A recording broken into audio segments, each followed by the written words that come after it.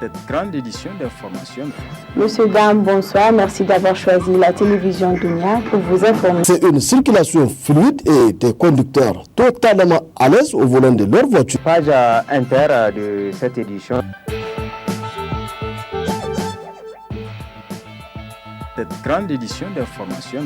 Monsieur, dames, bonsoir. Merci d'avoir choisi la télévision Dunia pour vous informer. C'est une circulation fluide et des conducteurs totalement à l'aise au volant de leur voiture. Page inter de cette édition. Voilà Hugo Chavez quand il s'agit de parler en public. Ses déclarations ont fait le tour du monde. Voilà, ici se referme ce journal.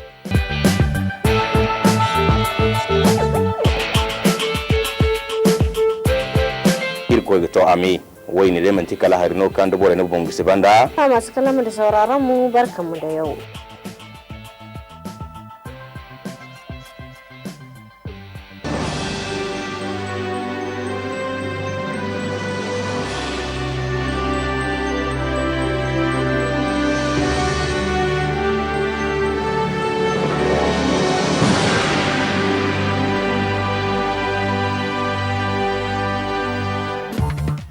Le président du MNSD, Nassara Alma Oumarou de Zender, a donc organisé samedi dernier un grand meeting.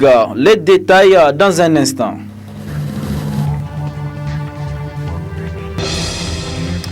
Ouverture ce matin de la 3e session ordinaire du Conseil supérieur de la communication. Plusieurs points sont à l'ordre du jour. Détails dans ce journal. Messieurs, bonsoir et merci de suivre ce journal. La section MNSD Nassara de Zender a organisé un grand meeting samedi dernier à l'arène des Jeux traditionnels de Zender. Plusieurs ténors du parti ont pris part à ce meeting. Compte rendu Moussa Adamou Garba. Véritable démonstration de force qu'a montré Alma Oumarou, président de la section MNSD Zender, à travers ce grand meeting grandeur nature organisé ce dimanche 23 mars 2014. Plusieurs grands ténors de la scène politique nigérienne ont pris part à cette cérémonie. On note la présence de Albade Abouba, de l'honorable député Chouda, de certains ministres et plusieurs autres invités. Cette cérémonie a été surtout marquée par plusieurs allocutions. D'abord, celle du président de la section MNSD, Zender. Il y a de cela un peu plus de 7 mois et demi, son Excellence, M. Issoufou Mahamadou, président de la République, chef de l'État, mettait en place un gouvernement d'union nationale suite aux nombreuses et longues négociations qu'elle a menées avec les partis politiques du Niger, dont le MNSD Nassara en première ligne. À l'issue de ces multiples rencontres, sous l'égide du MNSD Nassara, le bureau politique national saisit définitivement de la question le 25 juillet 2012, donna son accord à l'unanimité de ses membres pour la rentrée par le MNSD Nassara dans le gouvernement d'union nationale.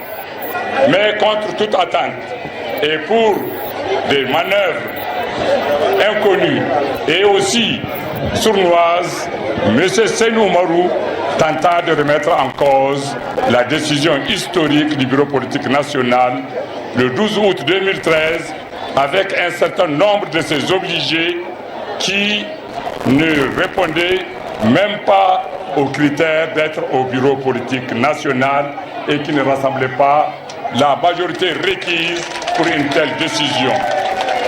Après, s'en est suivi une autre série d'allocutions, des allocutions à travers lesquelles les partis politiques alliés ont clairement réaffirmé leur soutien au président de la République et chef de l'État, son Excellence Issoufou Mahamadou, pour la réussite du programme de renaissance.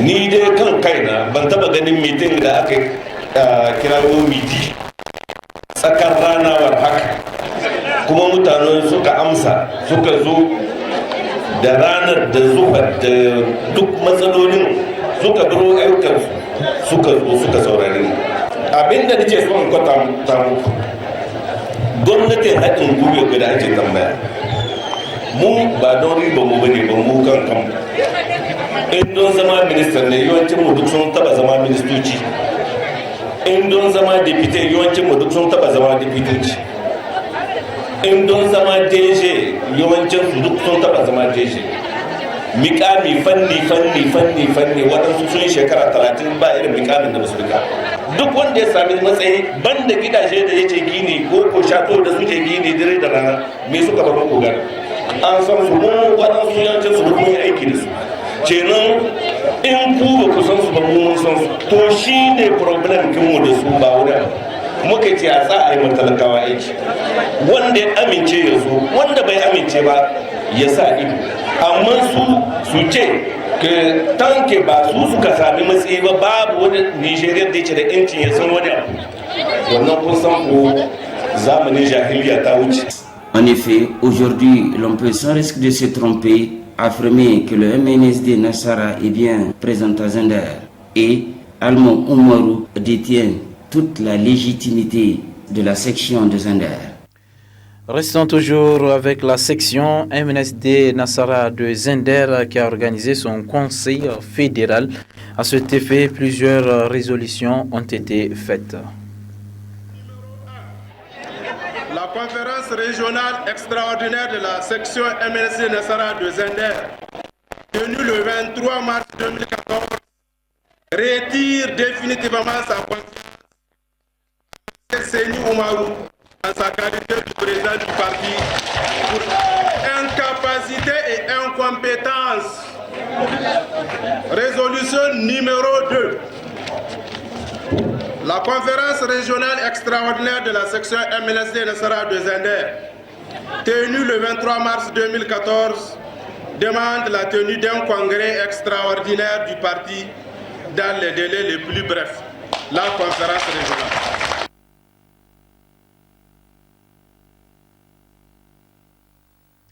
Autre aspect de cette édition, à l'occasion de la célébration de la Journée mondiale de la tuberculose, le ministère de la Santé publique et la Fédération internationale de la Croix-Rouge ont organisé ce matin un cross à la place de la concertation. Compte rendu Hima Seibou et Issa Hassan.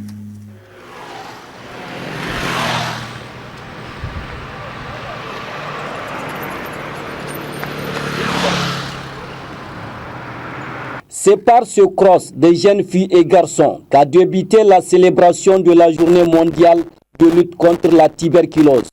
Après les mots de bienvenue de la coordinatrice nationale de lutte contre la tuberculose, le représentant de l'Organisation mondiale de la santé, OMS, tout en démontrant l'importance de cette journée, a salué les efforts enregistrés par le Niger dans la lutte contre cette maladie. La Journée mondiale de lutte contre la tuberculose donne la possibilité de sensibiliser les communautés sur le fardeau que représente cette maladie dans le monde et la situation des efforts fournis en matière de prévention et de prise en charge des cas. Au Niger, en lien avec le thème de cette année, le nombre estimé de personnes malades de tuberculose à dépister, traiter et guérir aussi dans le cadre de la présente campagne. Il nous faudra développer les stratégies et des approches novatrices, car il s'agit d'atteindre ces personnes vivant pour la plupart dans les communautés les plus pauvres et les plus vulnérables,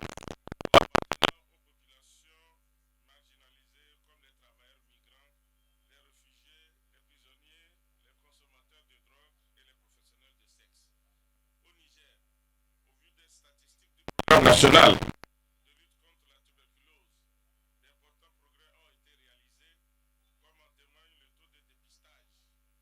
Passé de 42% à 62% en 2012 et le taux de succès thérapeutique qui est passé de 60% en 2004 à 80% en 2011. Le ministre de la Santé publique a quant à lui brossé la situation de la maladie au Niger avant d'indiquer que le thème de cette année cadre parfaitement avec les objectifs des autorités de la 7e République en matière de lutte contre la tuberculose. Au Niger, grâce à l'engagement des plus hautes autorités de la 7e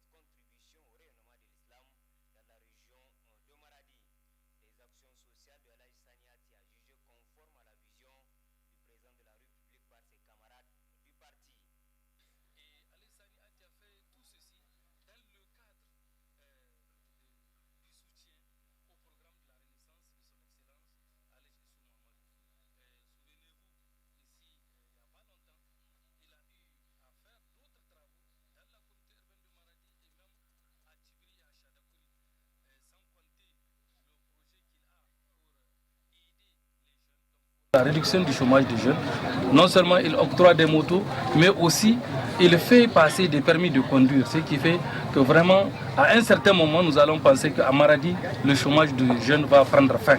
Il a au programme prochainement, très prochainement, il va octroyer des machines à coudre et des charrues.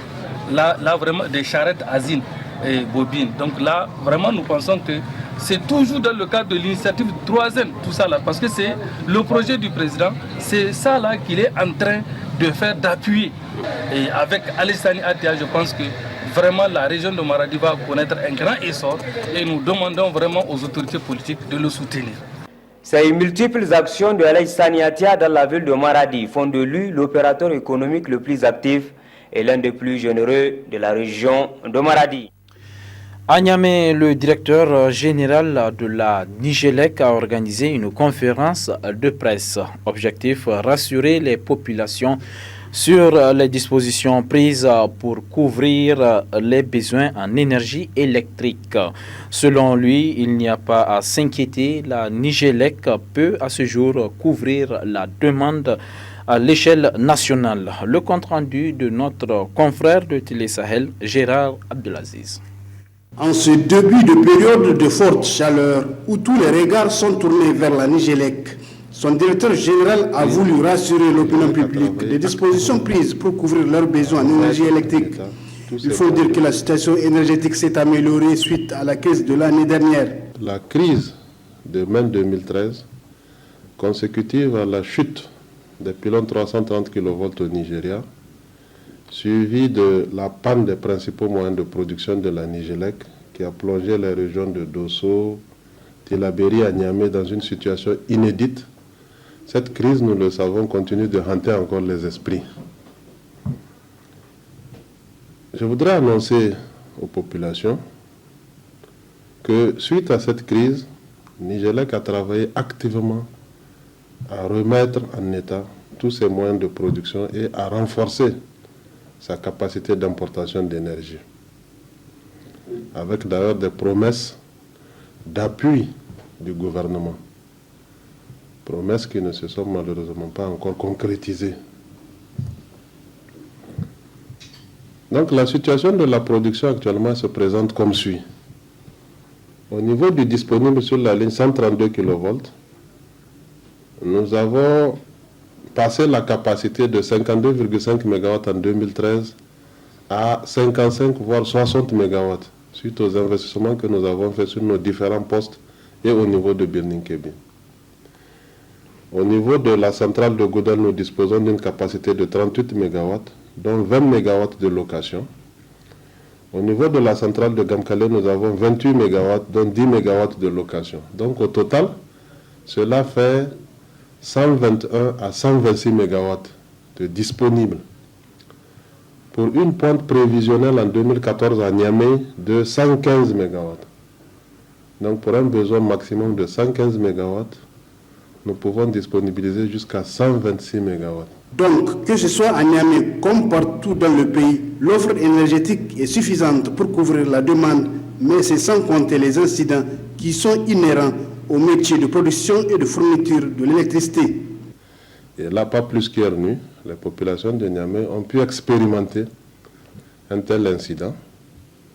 Vers 20h, nous avons une explosion au niveau de notre poste de répartition de Goudel. Une cellule a explosé. Nous avons pu secourir une bonne partie de la ville à partir de notre deuxième poste d'injection qui est Gamkale. Nous avons pu prendre 80 à 90% de la ville. Mais certains quartiers de la ville sont restés dans le noir et c'est un peu avant 1h du matin que nous avons pu rétablir la situation. Ça, c'est inhérent à notre métier. Quand ça arrive, nous ne pouvons que demander l'indulgence de nos abonnés. Pour améliorer davantage la situation énergétique des populations nigériennes, la Nigélec est en train de redoubler d'efforts. Elle a déjà sollicité l'appui de plusieurs partenaires qui se mobilisent en attendant les grands projets qui garantiront au Niger son indépendance énergétique. Par exemple, celui de la construction de la centrale de Gorobanda qui a débuté pour durer 20 mois renforcera les capacités d'offre de la Nigélec de 80 MW. Le mouvement nigérien pour la sauvegarde des acquis démocratiques Mozaden a procédé ce matin au lancement Des activités de construction de caniveaux et de tranchées au quartier Ferraille. Objectif, rendre plus fluide l'évacuation des eaux de pluie. Compte rendu Halimatou Abdou et Sambo Zamou. Canaliser les eaux de pluie en vue de rendre plus fluide leur évacuation dans le seul but de mettre les populations du quartier Ferraille à l'abri d'éventuelles et récurrentes inondations dont elles ont toujours été victimes, c'est l'objectif visé par le mouvement nigérien pour la sauvegarde des acquis démocratiques Mozadem à travers cette activité qui consiste à construire un caniveau à ciel ouvert et une tranchée d'environ 10 mètres d'épaisseur à l'un du dit quartier à Guntouyena. Commencer les travaux cette fois-ci sans arrêt. Les travaux, c'est de construire une tranchée, même si c'est de manière traditionnelle, 10 mètres sur 10. Cela veut dire que c'est une tranchée de 10 mètres d'épaisseur qui va du point que vous avez filmé là-bas jusqu'à la versée du Guntouyena. Et je me souviens l'année passée, le maire de la commune 2 également a prévu de faire une enquête et une étude pour pouvoir faire un dalo là-bas. Ce dalo permettra même ceux qui sont du Ferraille de faire la traversée sans problème. Et également, cette tranchée ne protégera pas seulement la population qui vit au Ferraille. Elle va protéger également nos frères qui sont du Ferraille, puisque vous savez, la même eau, quand elle se déverse à tous les niveaux. Mais maintenant, quand il y aura la tranchée va contenir l'eau, l'eau va s'arrêter dans la tranchée et que eux seulement, la population qui a vécu les caravelles l'année passée va être protégée et les gens de Ferraille également vont être protégés. Présent sur le lieu où vont débuter les travaux, le président du conseil de ville de Niamey, accompagné du maire du 2e arrondissement, ont pris l'engagement d'accompagner le Mozadem afin que les travaux puissent démarrer dans le plus bref délai. On va faire le plus rapidement possible pour que, avant les premières pluies, effectivement, au moins qu'on puisse drainer l'essentiel de l'eau sans nuisance à l'endroit des populations. Par la sur-contrôle des techniciens, un mois à peu près, on peut essayer de voir si on peut faire un mois ou plus, pour au moins satisfaire la population. On va essayer de sensibiliser de tous les deux côtés, parce qu'il y a ceux qui travaillent à la Ferraille, il y a aussi les habitants de Tourabou. Donc on va essayer d'harmoniser le... La construction de ces infrastructures constitue à n'en point douter un ouf de soulagement pour les habitants du quartier Ferraille. De telles initiatives sont à encourager. Elles doivent faire école car elles contribuent au mieux-être de la population. La direction de l'école primaire station avicole de Maradi a procédé à une remise de prix aux meilleurs élèves de l'établissement. Objectif, cultiver la notion de l'excellence. Compte rendu Alzouma Seyni-Soumela.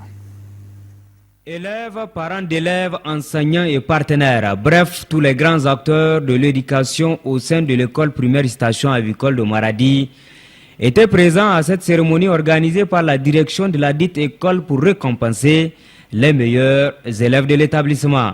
Une évaluation trimestrielle basée sur le travail, la discipline et la propriété qui a retenu une trentaine d'élèves tous niveaux confondus et qui vise essentiellement à encourager l'émulation chez les élèves. L'objectif principal de cette cérémonie consiste à encourager le mérite et l'excellence en vue de contribuer à la promotion d'un enseignement de qualité dans nos écoles primaires. Ça, c'est la deuxième phase. Et nous avons eu à réaliser cette action grâce aux partenaires, et notamment l'université, qui est une institution voisine. Nous avons l'association EPP, nous avons l'Alliance française de Maradi, nous avons la société Solani de Maradi. Il y a beaucoup de librairies aussi qui nous ont apporté leur soutien et c'est grâce à eux qu'on a pu réaliser cette activité. Et c'est le lieu ici de leur dire merci beaucoup pour leur geste. Avec comme credo la qualité de l'éducation, l'initiative est appréciée comme telle par l'inspecteur de l'enseignement de base 1 de Maradi. La présente activité qui consacre la culture de l'excellence et du mérite s'inscrit également parfaitement dans la vision du ministère de l'enseignement primaire, de l'alphabétisation, de la promotion des langues nationales et de l'éducation civique, qui prône justement la qualité de l'éducation, la qualité des enseignements-apprentissages. Élèves primés et enseignants de l'école station avicole, la présence des personnalités que vous avez en face de vous honore. Faites en sorte que vous continuiez toujours à mériter cette estime et cet honneur. Au cours de cette cérémonie consacrée à l'excellence, on note également la présence des élèves du Nigeria voisin, précisément de Birni-Kebbi, qui sont à Maradi dans le cadre de la célébration de la semaine de la francophonie. L'Alliance des missions et églises évangéliques du Niger, Amen, organise depuis ce matin, avec l'appui du CNDP, le Conseil national de dialogue politique, une table ronde sur la consolidation de la paix et le règlement des conflits. Objectif, amener les leaders religieux ainsi que les fidèles à promouvoir la cohabitation interreligieuse pour une paix durable au Niger. Compte rendu Isdor Banaba et Idrissa Mahaman.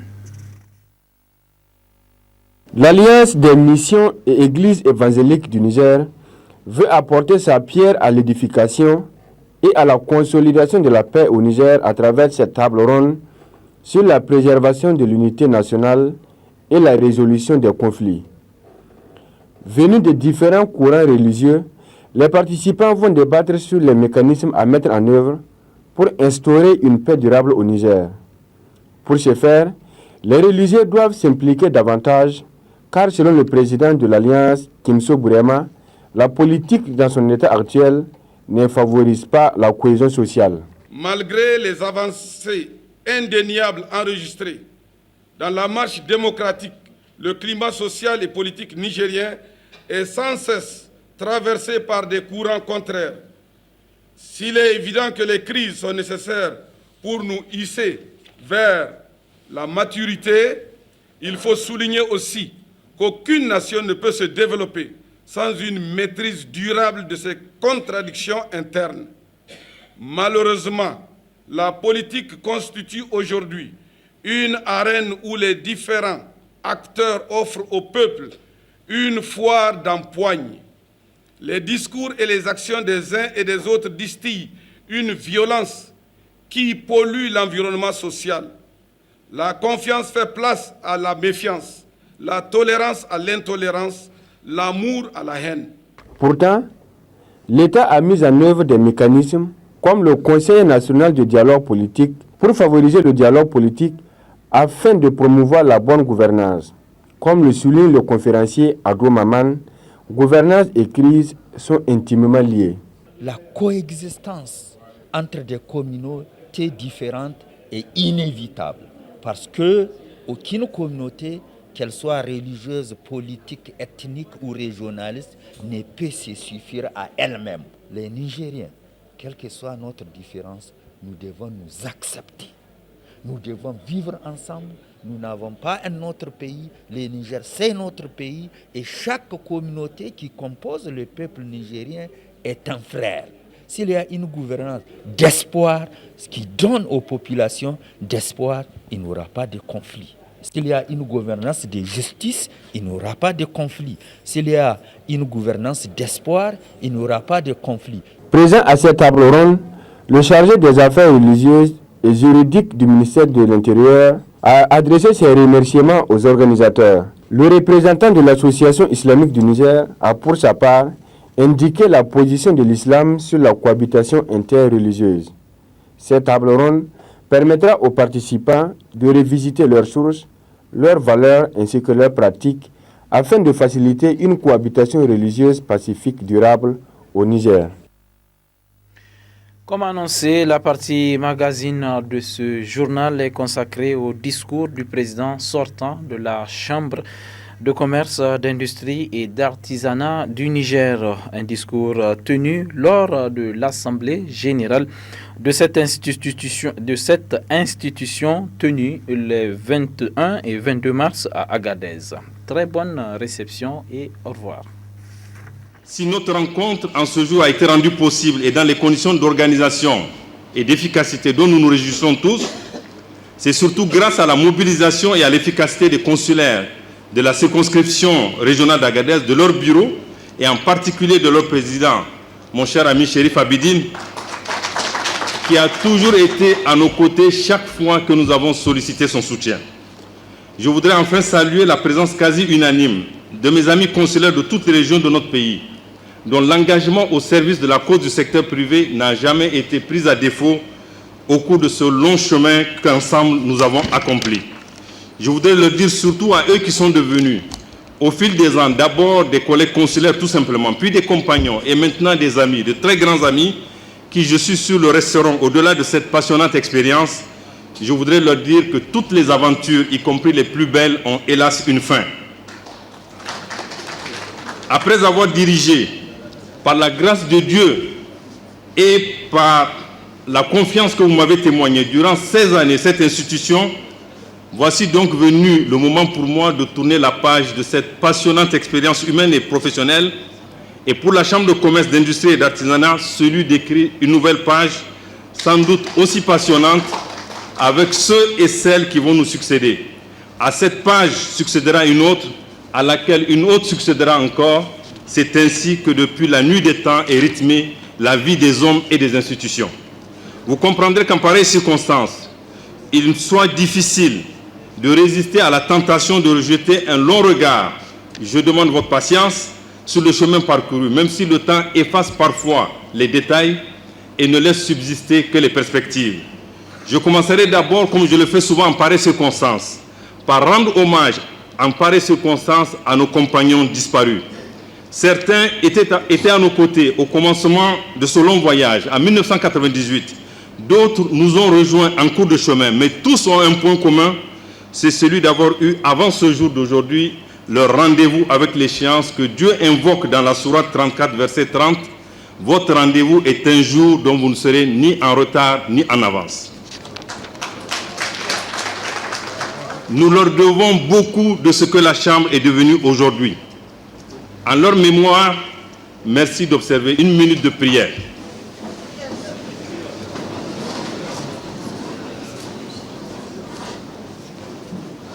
Chacun de nous dans cette salle aurait pu être à leur place.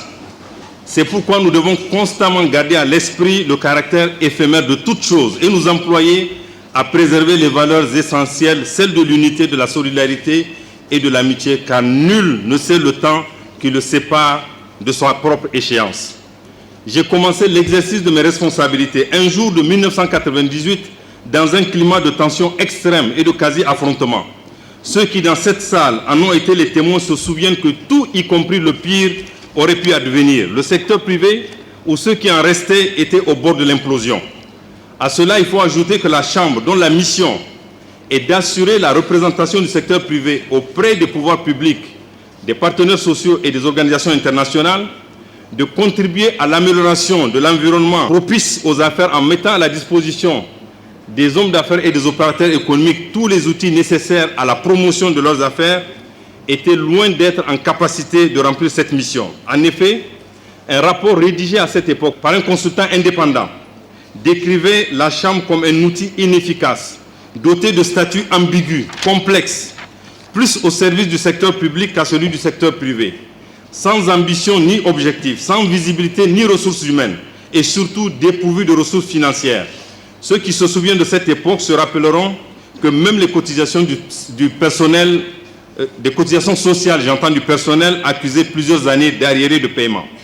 Bref, un constat sans appel qui posait l'utilité même de l'existence de la Chambre. Voilà l'état de la Chambre de commerce en 1998 et celui à partir duquel nous avons fait le pari fou d'en faire un instrument opérationnel, visible, apaisé et crédible. Pari fou parce que les bailleurs de fonds que nous avons sollicités à cette époque exigeaient de nous, avant tout financement et toute contribution, que nous fassions la preuve de notre crédibilité et de notre efficacité. Mais je vous demande, sans argent, sans ressources, comment faire la preuve de son efficacité et de sa crédibilité? Heureusement, il ne nous restait que des idées. Nous en avons donc fait la promotion en développement auprès des bailleurs de fonds, du gouvernement, des associations, des administrations fiscales et des syndicats, bref, de toutes les structures et institutions, notre vision du secteur privé, de son rôle et de son utilité. Nous avons fait partout la démonstration de la pertinence de notre analyse et de la chance qu'aurait le Niger à promouvoir un secteur privé dynamique. Une vérité aujourd'hui qui était loin d'être une évidence il y a 16 ans. Nous l'avons tellement clamé et répété que le gouvernement, les administrations, les syndicats et toutes les structures qui comptent pour le secteur privé ont fini par s'en convaincre et agir. Le premier d'entre eux fut le programme des Nations Unies pour le développement, qui a mis en place un mécanisme d'appui au secteur privé et qui a été suivi par beaucoup d'autres venant des autres institutions et du gouvernement et qui a fait de la Chambre ce que nous pouvons constater aujourd'hui et ce dont nous pouvons être fiers aujourd'hui. Il faut souligner qu'à la base se trouvait l'autonomie administrative, juridique et financière accordée par le gouvernement à la Chambre, qui lui a permis de choisir et de continuer à choisir en toute indépendance, dans un véritable modèle de démocratie associative, ses représentants depuis le niveau régional jusqu'au niveau national. Il y a 16 ans, croyez-le, c'était un cas presque unique dans la sous-région. La conséquence fut de toute évidence une grande crédibilité qu'inspirait à tous les niveaux les représentants de notre institution. De cette crédibilité a découlé tout le reste. Son implication par l'État dans la définition et la promotion du secteur privé, les ressources importantes dont elle a bénéficié de la part des partenaires au développement pour améliorer sa capacité opérationnelle au service du secteur privé national, c'est-à-dire la création d'un centre de promotion des investissements qui compte à son actif l'assistance à plus de 1400 investisseurs, l'élaboration de plus de 350 dossiers d'études de faisabilité, la création en 2001 d'un centre unique de formalité, la création du centre de gestion agréé en 2008 pour soutenir les opérateurs économiques du secteur non formel avec l'appui financier de l'Union européenne pour un montant d'environ 1 milliard et la construction très prochaine à la Chambre, puisque les marchés ont été signés, je viens de signer les marchés, d'un immeuble devant abriter ce dispositif. La création de la maison de l'entreprise pour renforcer la synergie des structures de soutien et d'encadrement au secteur privé grâce à un appui direct à la Chambre de la Banque mondiale d'un montant de 5,5 milliards de francs CFA et dont le premier décaissement vient d'être reçu par la Chambre de commerce. La création de la cellule de l'entrepreneuriat féminin qui sera transformée en centre national de promotion et de l'entrepreneuriat féminin avec l'appui du PNUD. Le renforcement des capacités de l'Agence nigérienne des exportations avec toujours l'appui de la Banque mondiale.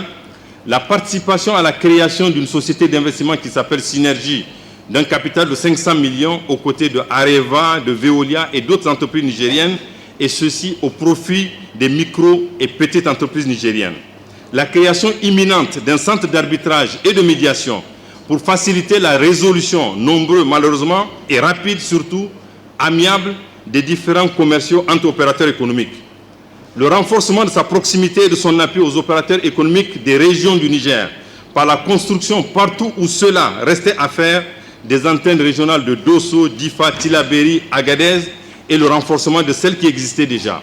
L'ouverture des représentations à l'extérieur du pays, notamment au port de Cotonou et de Lomé, pour pouvoir optimiser notre assistance aux opérateurs économiques. L'amélioration de la gestion des ressources humaines et surtout financières, qui ont vu le budget annuel de la Chambre passer de 276 millions au moment où nous sommes arrivés à la Chambre à 1,8 milliard aujourd'hui, et le budget d'investissement de 6 millions par an au moment où nous sommes arrivés à environ 1 milliard aujourd'hui. Tout ceci avec chaque année, depuis 15 ans, un excédent de trésorerie à la fin de chaque exercice budgétaire.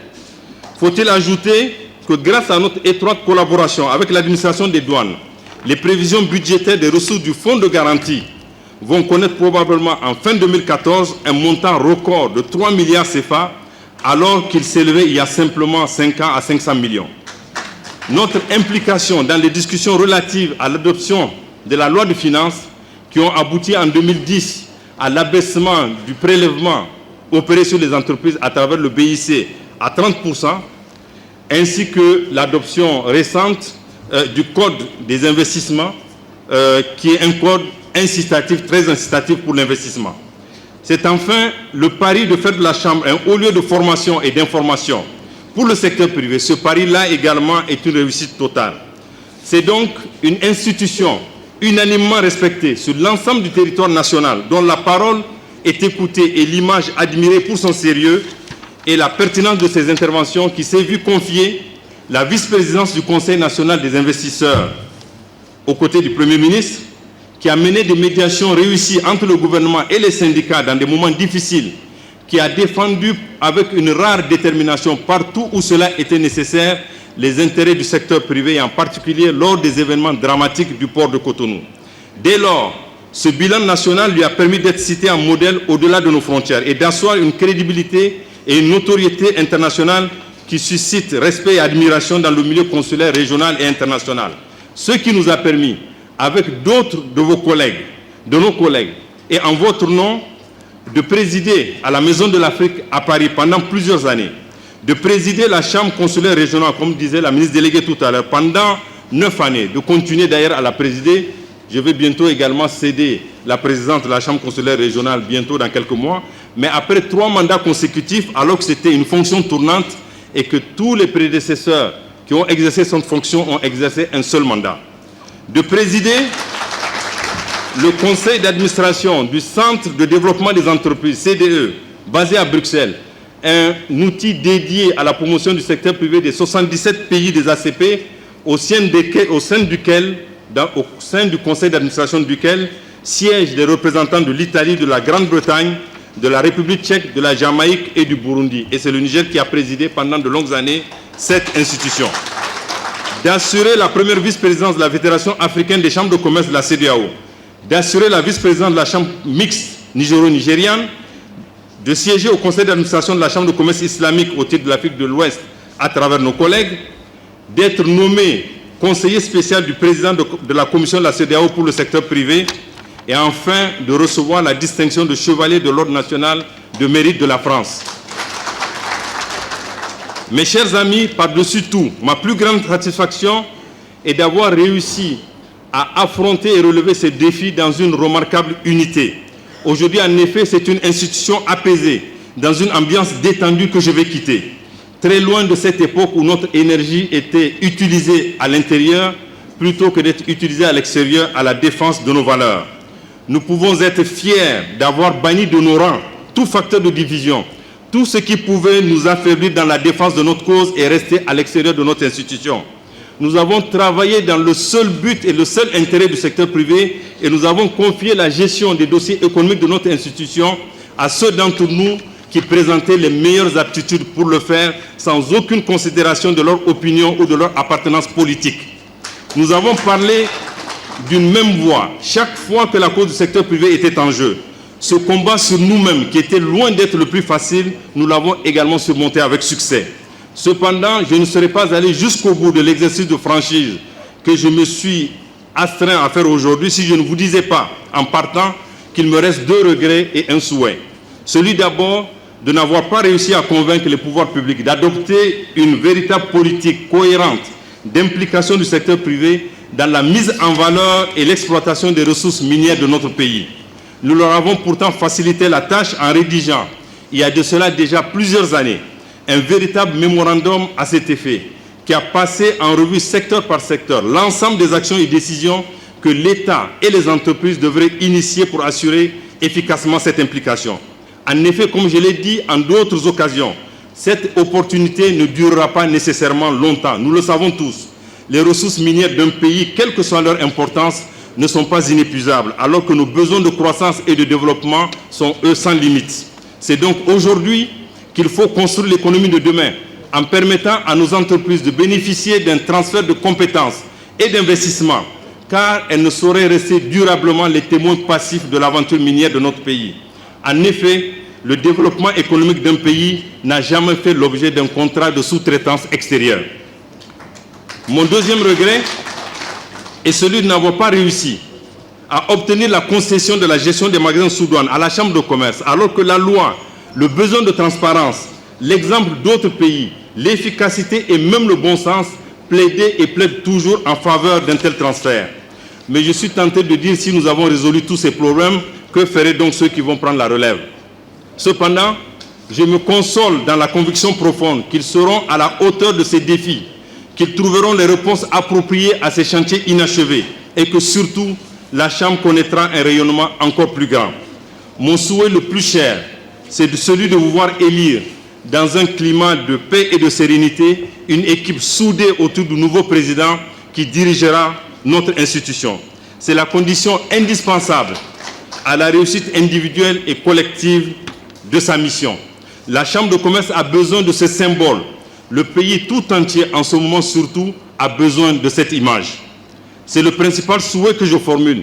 Après 16 années de service, dont j'espère qu'ils auront été bons et loyaux envers notre institution commune, nous pouvons tous être fiers de l'instrument que nous avons bâti ensemble. Ce bilan, je tiens à le souligner, est à mettre à l'actif de tous, sans exception, consulaires, personnel de la Chambre de commerce pour lequel j'ai le plus grand respect, pouvoir public, partenaires, administration de tutelle surtout. Personne ne peut revendiquer l'exclusivité d'un tel bilan, car rien de grand et de durable ne peut se faire sans une démarche collective. Personne en dehors de Dieu ne se suffit à lui-même. C'est donc une institution sans complexe, sûre d'elle-même et de son rôle, dotée des moyens financiers de son ambition et de la vitalité de ses membres, qui va écrire, je suis sûr, une autre page de son histoire. Voilà dans quel état nous léguons à ceux qui vont nous succéder la Chambre dont nous avons hérité il y a 16 ans. Pour nous et pour le plus grand nombre, nous avons accompli notre mission. Certains diront qu'on aurait pu faire mieux. On peut toujours faire mieux de son poste d'observation. Nous sommes fiers de ce que Dieu nous a permis d'accomplir ensemble. Il est des bilans dont l'évidence ne craint aucune critique. Je me suis efforcé de travailler avec chacune et chacun d'entre vous, sans aucune exclusive, avec pour seule considération l'intérêt du secteur privé et du développement économique du pays que nous servons tous. C'est pour moi l'occasion de vous remercier en toute simplicité et en toute humilité de m'avoir aidé à faire ce que je devais faire. C'est aussi l'occasion de reconnaître qu'on ne peut présider pendant 16 années aux destinées d'une machine aussi complexe sans heurter certaines sensibilités. Car gérer avec responsabilité, c'est aussi et peut-être surtout décider, arbitrer, choisir et donc prendre le risque de mécontenter. Je voudrais solliciter de ceux qui se sont un jour retrouvés dans cette situation leur indulgence. Je voudrais surtout leur dire que ces décisions l'ont été sans aucune considération autre que celle de l'intérêt du secteur privé en général. J'espère conserver leur amitié et leur estime. Il n'y a pas de plus grande richesse que celle de l'amitié. Il n'y a pas de meilleur atout pour réussir que celui de l'unité. Mes chers amis, il reste de nombreux défis à relever et ce ne sera pas facile. Mais ce qui est nécessaire ne doit pas être impossible. Ces défis, vous les connaissez parfaitement. Je vous dispenserai de leur énumération pour ne relever que les conditions de leur réussite. Restons unis pour les affronter, déterminés pour les surmonter. Ne perdons jamais notre capacité d'indignation à l'égard des autres et d'autocritique envers nous-mêmes pour réformer. Ne perdons jamais notre audace ni notre impertinence pour innover. Je resterai à vos côtés pour y contribuer modestement. De la place de chef d'entreprise et de militant du secteur privé qui sera désormais la mienne. Je dois vous avouer que nous avons davantage aujourd'hui des raisons d'espérer avec notre ministre de tutelle aujourd'hui, qui n'ignore rien de nos difficultés et de nos aspirations et auquel, en votre nom, je renouvelle mes remerciements. Merci encore à ses collègues d'avoir fait le déplacement avec nous. Merci aux autres collègues membres du gouvernement d'avoir fait le déplacement avec nous. Merci également au gouverneur, au sultan et à tous ceux qui nous font l'honneur de leur présence à cette cérémonie, pas comme les autres. Merci surtout à mes amis consulaires d'Agadez qui nous donnent presque envie d'organiser chaque année une assemblée générale à Agadez en raison de l'efficacité de leur organisation et de leur amitié. À tous, merci de m'avoir accompagné, soutenu, conseillé et supporté. Que Dieu vous garde.